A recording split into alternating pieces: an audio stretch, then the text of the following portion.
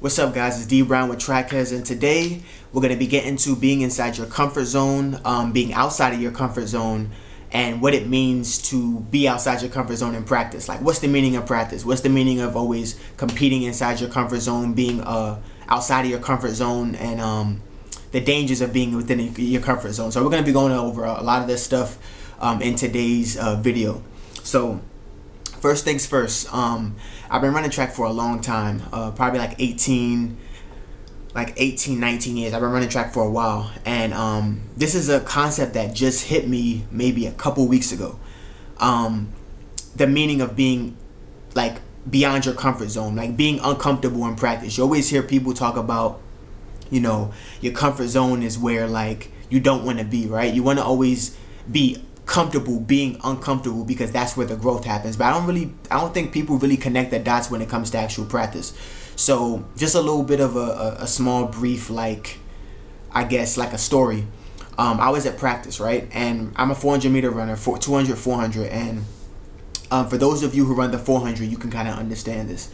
So to run a 50-second 400 meter run, you at least have to be comfortable coming through the 200 at 23.5 seconds to maybe finish up in 26.5 seconds. I think that's a pretty standard like split. 23.5, 26.5 on the back end, right? I think we can all agree on that. Like, so listen to what I just said. I said to be comfortable, you have to be comfortable running 23.5 seconds in the first 200 and then finishing in 26.5 in the back end of the 200. So that means in practice, you have to be uncomfortable so that 23.5 seconds becomes comfortable. You get what I'm saying? So like, this is a concept that I didn't really, like, I would do certain workouts in practice, but not with that idea in mind. Like, you know, okay, this means I have to run my 150s in, you know, sub 17, because 17 seconds is like pretty much like a 23-second 200 if you were to go 50 more meters. But if I were to run 16s in practice, that's uncomfortable. That's going to make my 17-second split for my 200 and the 400 a lot more comfortable. So, you know, bringing this like kind of like full circle, you know, it's very important that when you're practicing, and that when you're practicing, no matter what the event is, if you're running the 100, 200, 400, 800, your practice cannot be comfortable. Your practice cannot be comfortable because you want to feel comfortable when you're in a meet, right? You want to feel comfortable when you're in a meet. So when you're in a meet, you want to feel like you can perform, like you can, you know, the splits that you have to run are going to be so much easier because you were uncomfortable at a faster pace in practice. Is a much easier concept even when you spread it out for like the 800, right? Let's say you have a 2-minute 800 meter runner who wants to run 2 minutes, right? And in order to run a 2-minute 800, the splits are 60 and 60. Now, if your PR is a 58, I don't know any person who's running a 58-second 400 who can run 2 minutes for an 800. You know, because that 58 is so close to 60, it's going to make it feel uncomfortable. You get what I'm saying? So it will behoove that person that's trying to crack 2 minutes in an 800, or trying to run 2 minutes in an 800, to be in practice and to really be uncomfortable in practice and get their 400 meter time down, so that 60-second 400 feels comfortable when they're in a track meet. It's kind of like that, what you hear with a lot of pros say and a lot of like elite athletes say. Sometimes the track meet is a whole lot easier than the actual practice.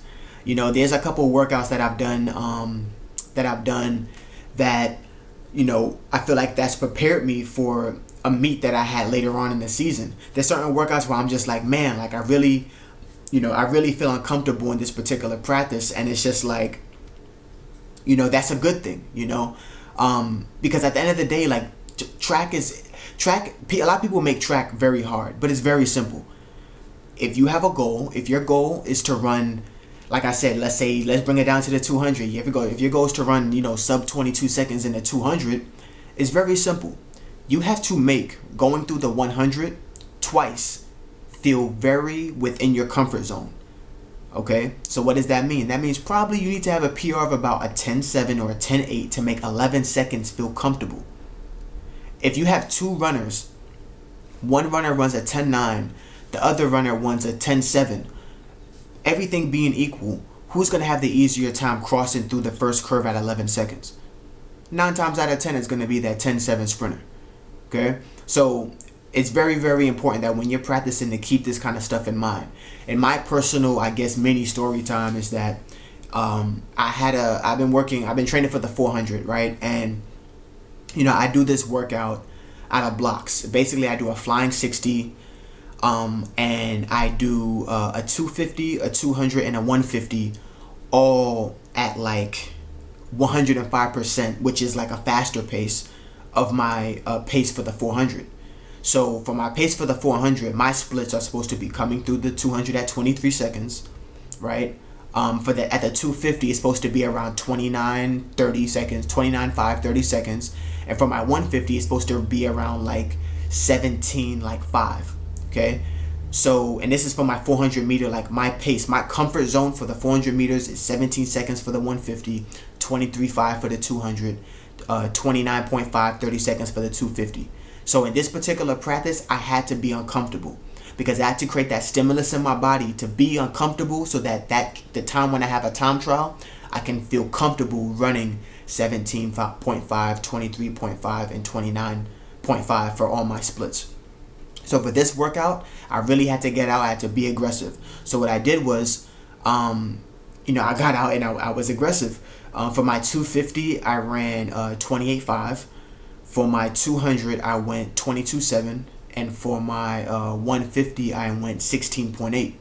So, and it was uncomfortable. I was dying. Like it was not an easy workout. Have I run that fast before? Yeah, I've run that fast before in like past seasons, but to really just do that by myself out of blocks, it was tough, especially in that last 150. Like you're asking someone to turn over after a 250 and a 200 at a faster pace than what race pace is, like faster than race pace. It was tough. But I tell you this is that because I was uncomfortable in that particular practice, 2 days later, I did that on a Thursday. On a Saturday, I had another workout. It was split 400s. Now, if anyone knows who's a 400 meter runner, split 400s are no joke. So I ran a 200, 30 seconds rest, and another 200. And I did that twice. Okay, so for the first 200, I ran it at race pace, which was 23.5. I actually went 23.7. I gave myself 30 seconds rest. And mind you, when I ran this 23.5, it felt so easy. Why? Because I obeyed the rule that I just said in the previous couple of minutes. Because I practiced at an uncomfortable pace, my race pace then became comfortable. If I was practicing at 23.5 pace the whole week or for that workout, the 23.5 will feel just as hard as it did 2 days ago. You get what I'm saying? So because I have that 22.7, my body remembers that 22.7. When I go 23.5, which is a slow, like almost a second slower, I can relax more. And in the 400, relaxation, not exerting too much on that back stretch is the most important thing to finishing. So what happened on that Saturday workout, 2 days after I did that uncomfortable workout, I was able to run the first portion of that split 200 at 23.5, 23.7, feeling super easy. I gave myself 30 seconds rest, and then I finished that in a 24.11. And I'm just like, damn, like 24.11. Now, if y'all good at math, that's around, right under 48 seconds for my split 400. So I'm just like, oh, okay. And a 24 didn't feel hard either.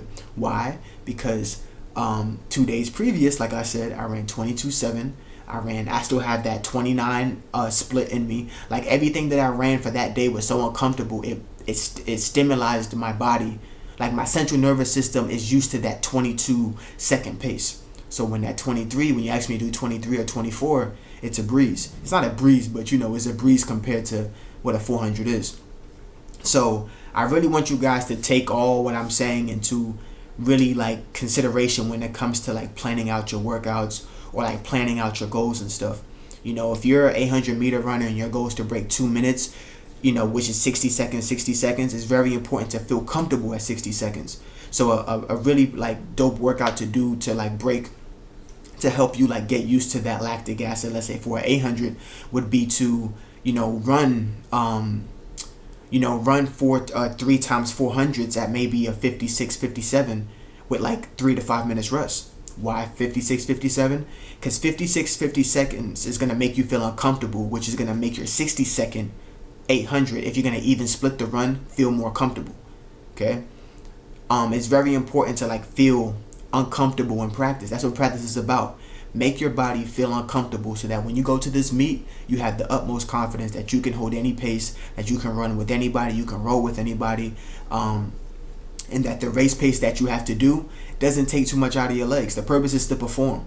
You don't want the race to be the most like stimulating thing that you do the whole week. Like it might be if you PR, but like you don't want it to be halfway into your run you're dying, halfway into an 800 you're dying because going through the 400 at 59 or 58 is like the hardest thing in the world, when it's like if you would have trained at maybe 56, 57, that 59 wouldn't have been so bad. You get what I'm saying? So and that's the same with any even like with the pure sprints, the 100, 200 meter runners.